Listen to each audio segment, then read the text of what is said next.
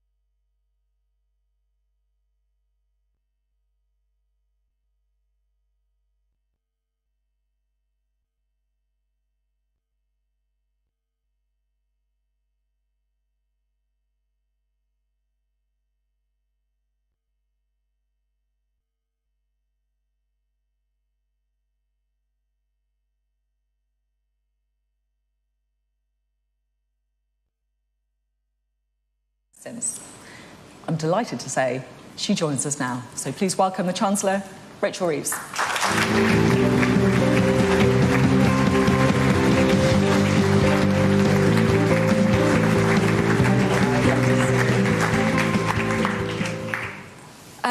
So yeah, nice quiet week for you. How are you? Well, it's always a busy week at the Treasury. Some may be slightly busier than others, fair to say? That's fair to say. Okay. Look, businesses like stability, right? And everyone in this room is craving stability. How seriously are you taking that in the kind of coming days and weeks ahead? It was what we campaigned on at the general election just 2 years ago, that we would return stability to the economy. And I'm really proud of my record on that in just 2 years we've had 6 cuts in interest rates. Inflation, despite all of the global headwinds, fell in April and held steady in May, and we had the fastest growing economy in the first quarter of this year. And the reason that we have managed to return some semblance of stability to the economy, notwithstanding the shocks from around the world, is because of the fiscal and economic discipline that I have brought back to policy making. And I think that Andy Burnham, who will be the next Prime Minister, has been really clear that he is committed to those fiscal rules. And that is a good thing, because it means that businesses here can be confident that that stability, that rigour to policy making, that tight grip on the public finances, which is essential for getting inflation and interest rates down, will be continued. I'm really interested to talk a bit more about the fiscal discipline side of things, which obviously has been a big part of your chancellorship. But, you've come out there and addressed the elephant in the room. You're saying that Andy Burnham is going to be the next Prime Minister. Do you want to be his Chancellor? Well, those would be choices for him. I'm not going to preempt those. When he becomes Prime Minister, he will make those decisions around the top team around him. But I'm not going to preempt that. Those are his decisions. I might ask a slightly different way. Do you feel you have unfinished business as Chancellor then? Well, I'm really proud of my record, and I think in those 2 years, if you look at, first of all, those key macro numbers on inflation, on interest rates, on economic growth, the fact that wages have risen faster than inflation for every single month that I've been Chancellor of the Exchequer, the fact that for the first time since 2019 we've got government borrowing below 5% of GDP, 4.2% in the last year, reflects the choices I've made. But much more than that, the changes to the fiscal rules that I made as soon as I became Chancellor unlocked £120 billion of investment into the economy, which has meant we've been able to invest in Sizewell C, a new nuclear power station, small modular reactors in Anglesey, carbon capture and storage in Merseyside and in Teesside. We are expanding airports from Heathrow to Gatwick and beyond, an investment in Northern Powerhouse Rail, not just a promise of investment, but actually money allocated in the spending review, the Transpennine route upgrade, the Oxford-Cambridge growth corridor, and we are lifting more than 500,000 children out of poverty in this Parliament. So I'm proud of my record. Yes, I've got more to do. In the budget this year, we've got plans around fiscal devolution, for example, further reforms to business rates that I set out earlier this week, using revenues from properly taxing low-value imports from overseas, for example. So yes, there is more to do, but all of that has to be anchored around that stability that I've returned to the economy. So where would you say, you obviously know Andy Burnham really well, right? You've said that you're backing him to be the next Prime Minister, and you've gone further today. You said that he will be the next Prime Minister. Where do your agendas and Andy Burnham's agendas align, would you say?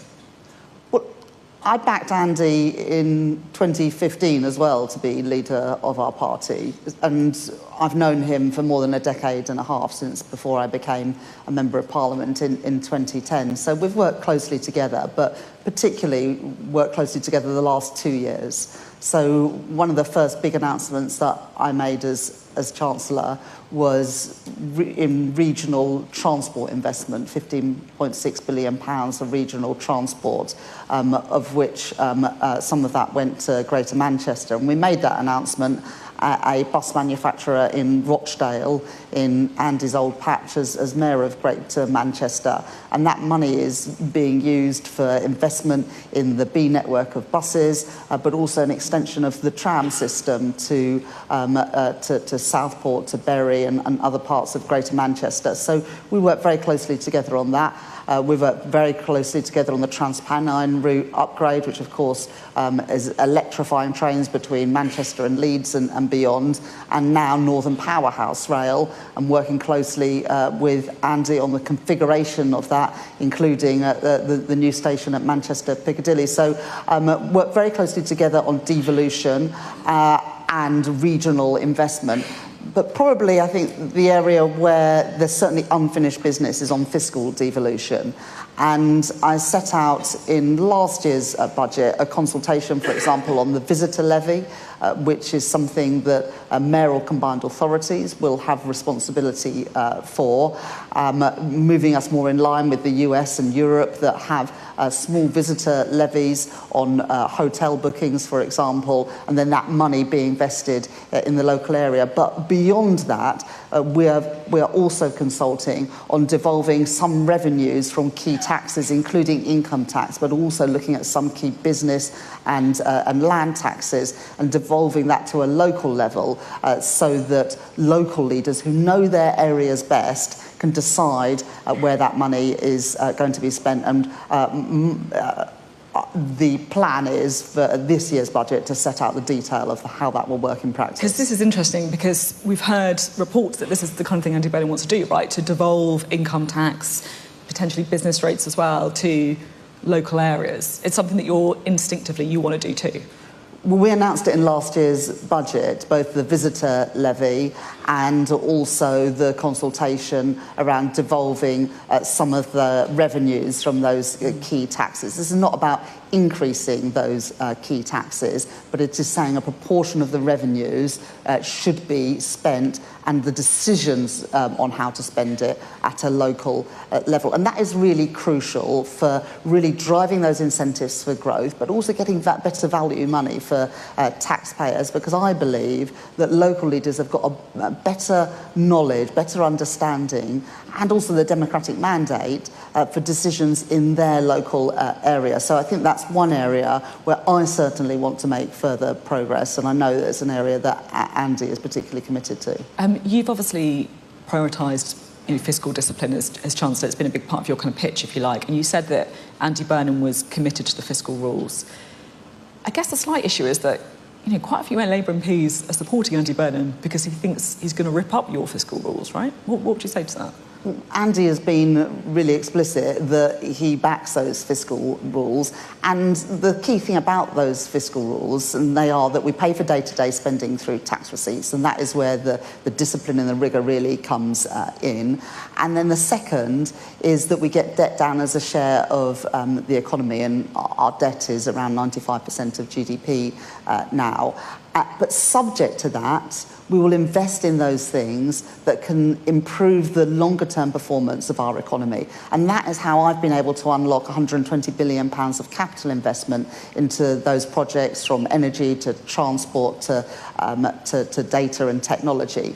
But also, for the first time ever, on the government's balance sheet, we take into account the value of investment and not just the cost of doing so. And that has unlocked even more for capital investment through the new institution that I created, the National Wealth Fund, but also expanding the remit of UK Export Finance and the British Business Bank that are now investing directly in businesses and in really exciting infrastructure opportunities. So do you think that there is capacity to borrow a bit more money to invest? And I'm thinking particularly about defence, right? Because, people are very concerned about defence spending. Yeah. Would that, in your book, be okay? Well, I'm going to set out, myself, Keir and Dan Jarvis, the defence investment plan ahead of the NATO Ankara summit, but it will involve more money spent more effectively, and it will meet the scale of the challenge. And the fiscal rules do allow... Would that be in the pocket where you can say, actually, you can borrow a bit more money because this is classed as an investment? Well, that's exactly what my fiscal rules allow. We do treat now, for the first time ever, day-to-day spending and capital spending differently because of the fiscal rules. Up until now, it was all lumped in together as if it didn't make a difference. But of course it makes a difference about whether something boosts our longer-term growth and productivity, which is what capital investment does. So we do have the flexibility within the fiscal rules to do exactly that. Specifically on defence, though, just to be really clear. Yes, because most defence spending is capital investment, whether you're building new ships, investing in munitions, but also what is really crucial is that we get better value for money for our defence spending, which is why cooperation with our NATO allies, especially our European NATO allies, is really important.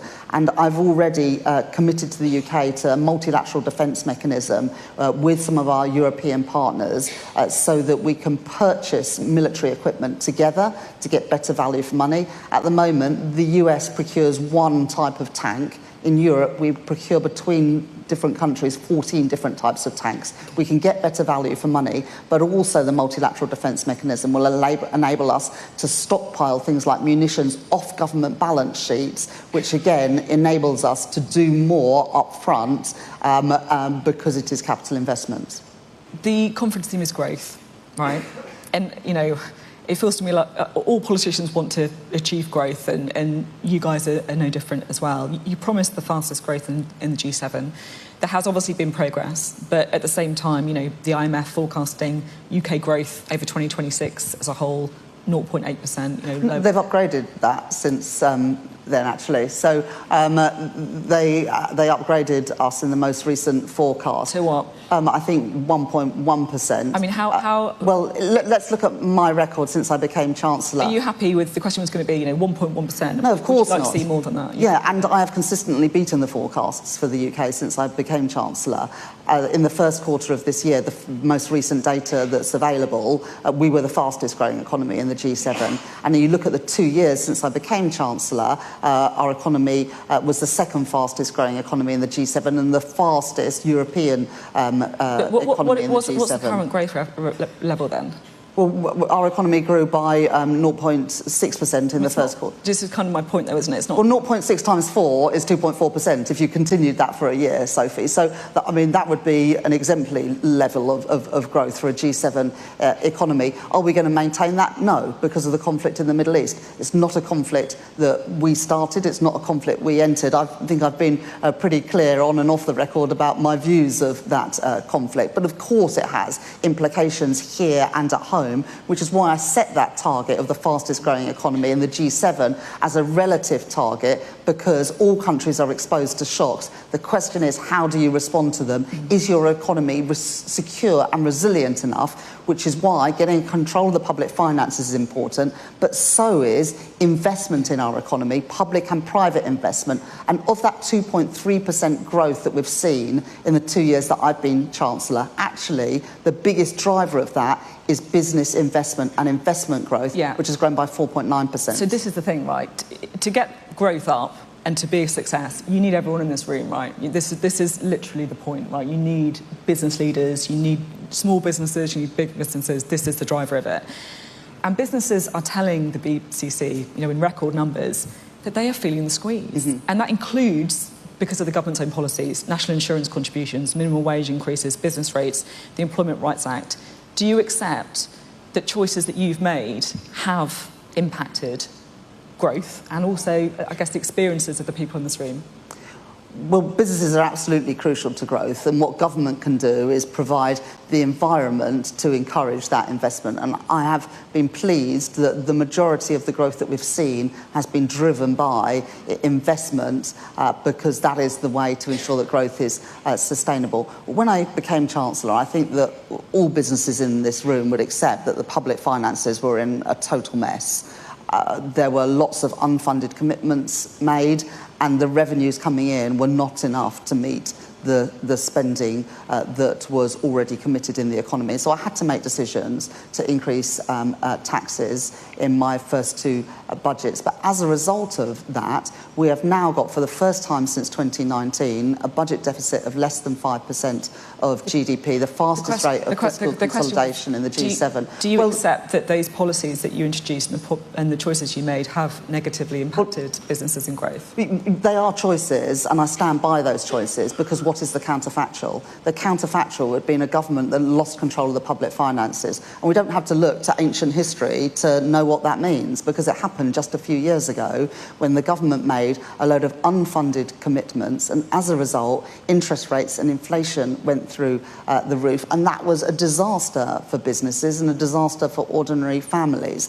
I've got back control of the public finances. Inflation came down in April, held steady in May, very different from what is happening in other countries around the world. And we've had 6 cuts in interest rates, which directly feed into businesses who are borrowing to grow and directly feed into family finances, which means that people have got more money in their pockets to spend in the economy. Is there more to do to grow the economy? Absolutely there is, whether it's regulatory reform, planning reform, making the tax system fairer, as we've started to do on business rates, but there is more to do, as I've said. But I'm proud of my record as Chancellor. We do have an economy that's growing. We do have an economy where inflation and government borrowing are under control. And for whoever is Prime Minister, be Andy, and whoever is Chancellor in a few weeks' time will have a better economy that is growing more strongly, that is more secure, that is more stable than the economy that I inherited just 2 years ago. Some would say, just finally on growth, some would say that, untapping the North Sea would be a way of boosting growth. Is that something that you think is correct?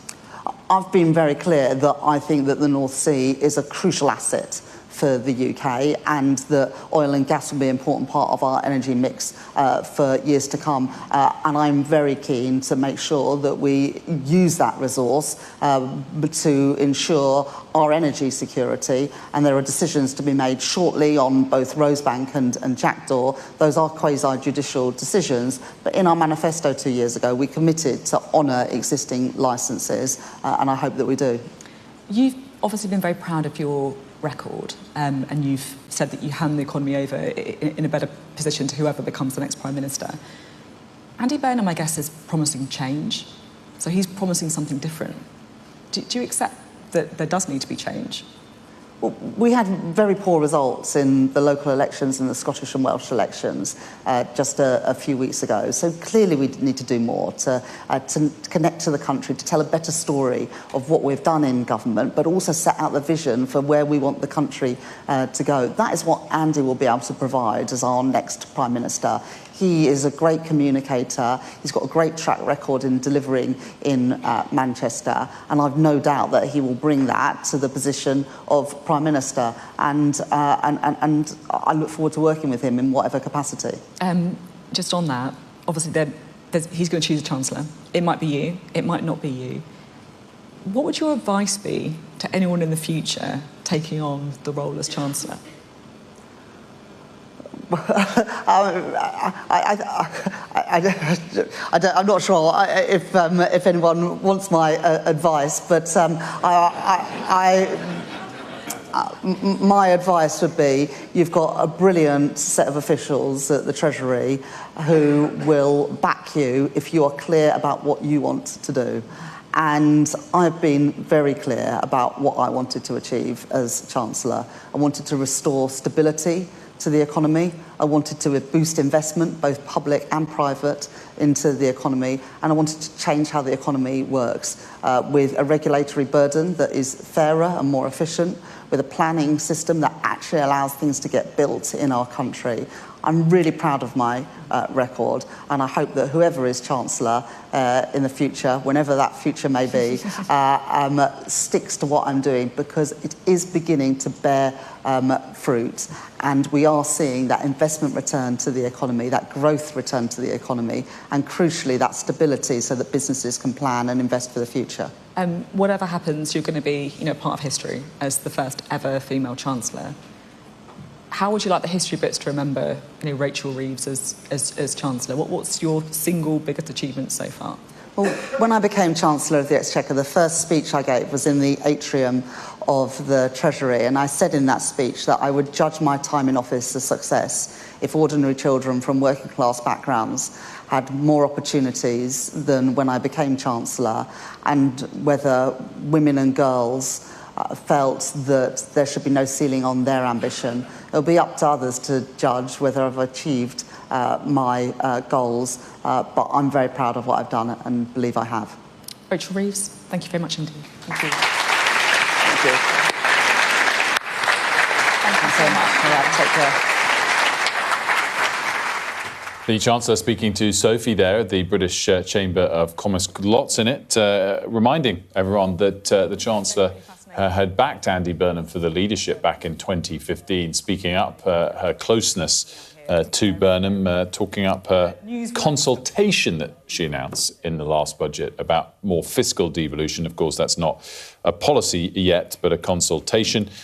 She said that Andy backs my fiscal rules, and said that whoever is Chancellor, I hope they stick to what I'm doing. Both two parts that I thought, Anna, both sort of trying to make a pitch that the path she set the economy on is the right one, but with a tone of resignation to the fact that it might not be her. Well, yeah, and Sophie did ask her, didn't she, whether or not she wanted to be Chancellor under Andy Burnham, and she kind of deflected. She said, well, it's really up to him, and she kind of said their choices for him. I'm not going to preempt those. When he becomes Prime Minister, he'll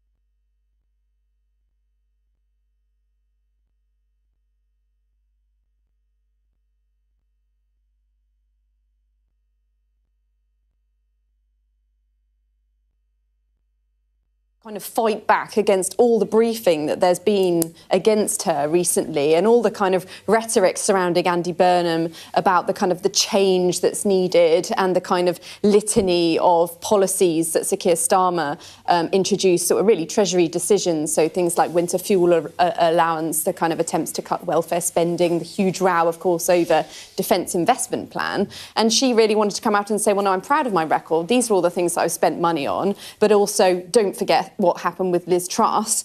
I stand by those choices because it would have been a disaster if I lost control of the public finances, and I hope that whoever continues with this job, whoever it may be, sticks to what I was doing. So I think it was quite a kind of resounding attempt to kind of defend what she's done as Chancellor. One thing I thought was particularly interesting was her kind of the discussion about defence investment spending, where she kind of seemed to be saying, well, the fiscal rules, because they allow for borrowing to pay for capital investment, a lot of defence spending is capital investment, ships and munitions and so on. So you could do that, but we need to ensure that we get value for money. So I thought that was quite an interesting pushback, given the resignations of John Healey and Al Kearns and how important that's been. Not least that John Healey's resignation specifically said the Chancellor was unwilling. And I agree. Her answer on that suggested that it was a choice that she didn't give more money, as opposed to something where her hands were completely tied behind her back on it. Ed's joined us as well around the set to discuss this. Why don't we pick up on that part of it first? Ed, good morning. And I thought it was interesting. Really interesting. Yeah. I think she's making a pitch, isn't she? I mean, like, I think it's a realistic pitch that she knows the way that the wind is blowing, as Amanda say.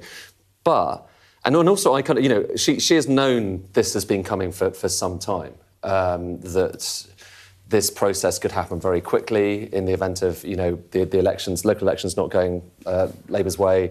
That she is Keir's Chancellor, and that as a result, that she is part of his team. But it's interesting to see that she clearly hasn't given up the notion of either keeping that job or keeping a decent job. I think the thing for her that's most worrying is if you look at the government bond. I know you like to look at bond yields. I do. A great deal. Secret for her. If you didn't already know, spoiler alert. Apologies to our viewers. It's sadly not a secret to them. If she'll be looking at those things as well. And you remember, was it last year when there was that terrible kind of moment for her, at least, when it looked like maybe that she might be booted out, and bond yields had a kind of spiked, and even her upset in the Commons. That extraordinary moment with her in tears in the Commons.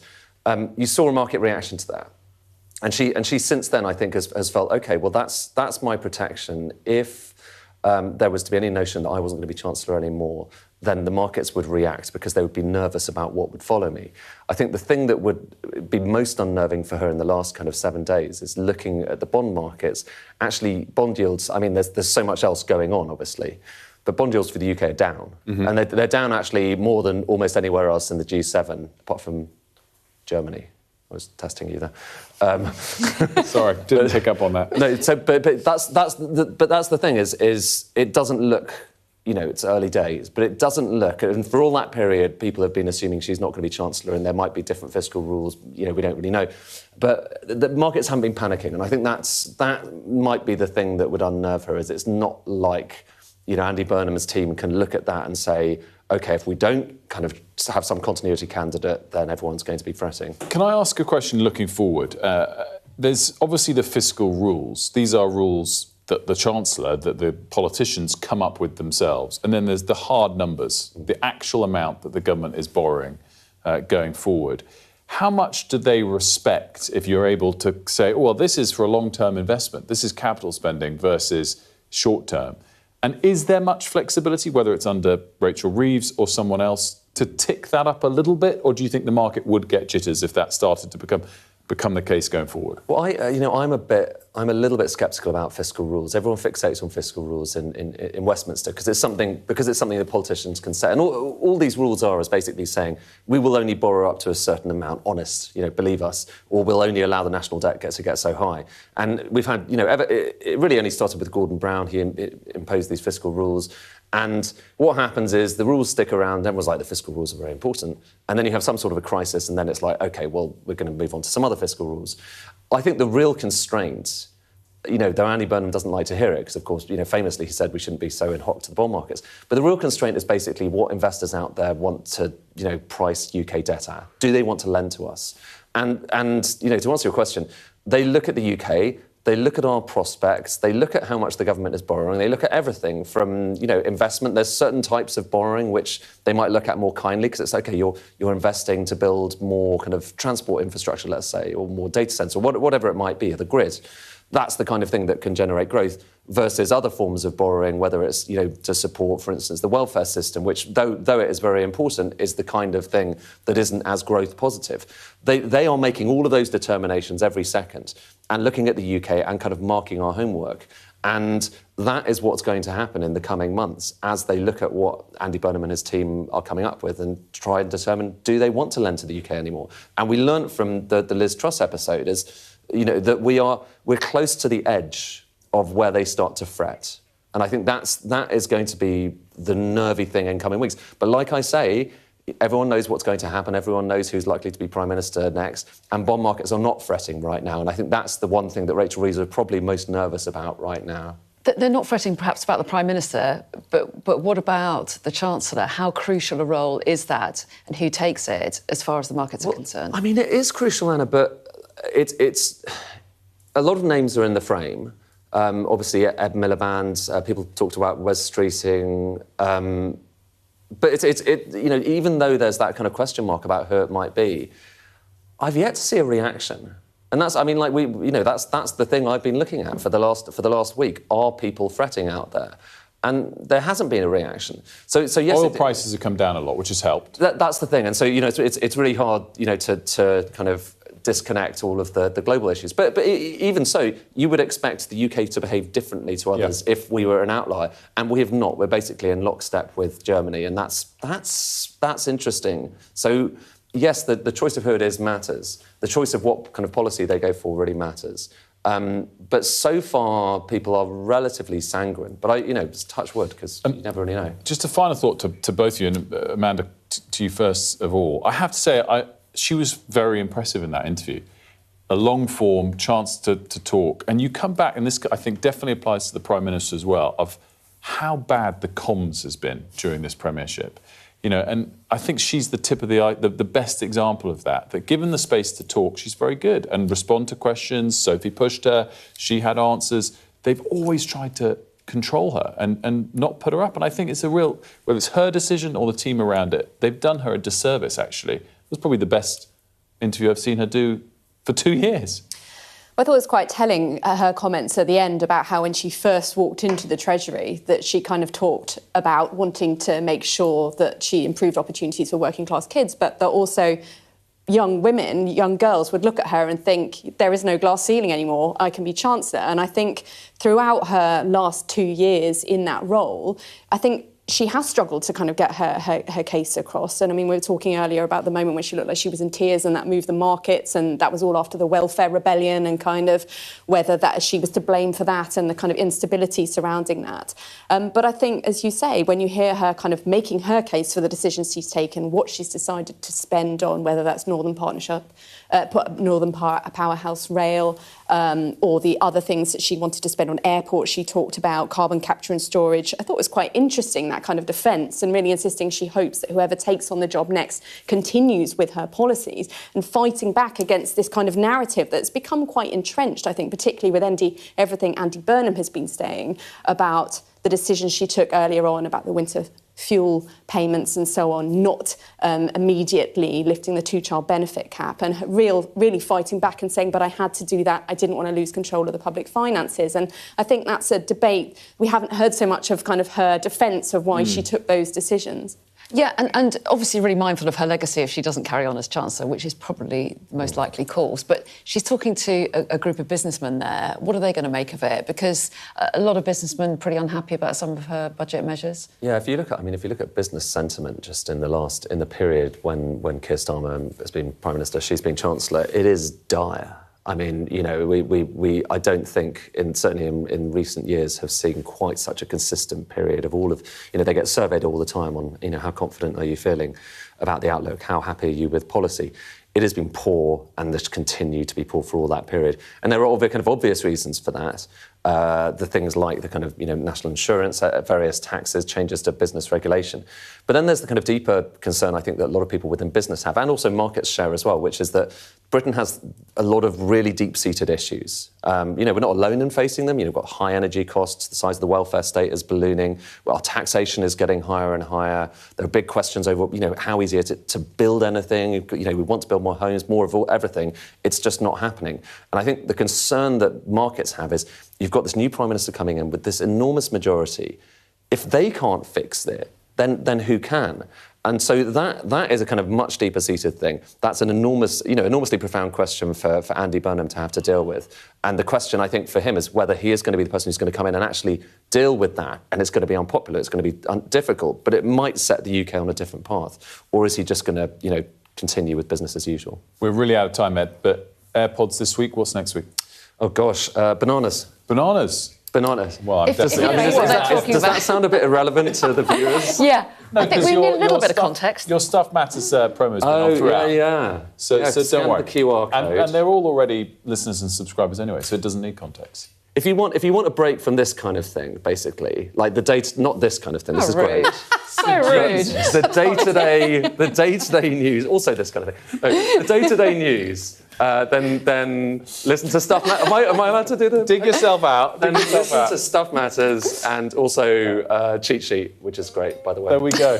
Nice effort. Nice Good effort. recovery. Ed, Good recovery, Amanda, Ed. lovely stuff. Thanks both very much. Now, after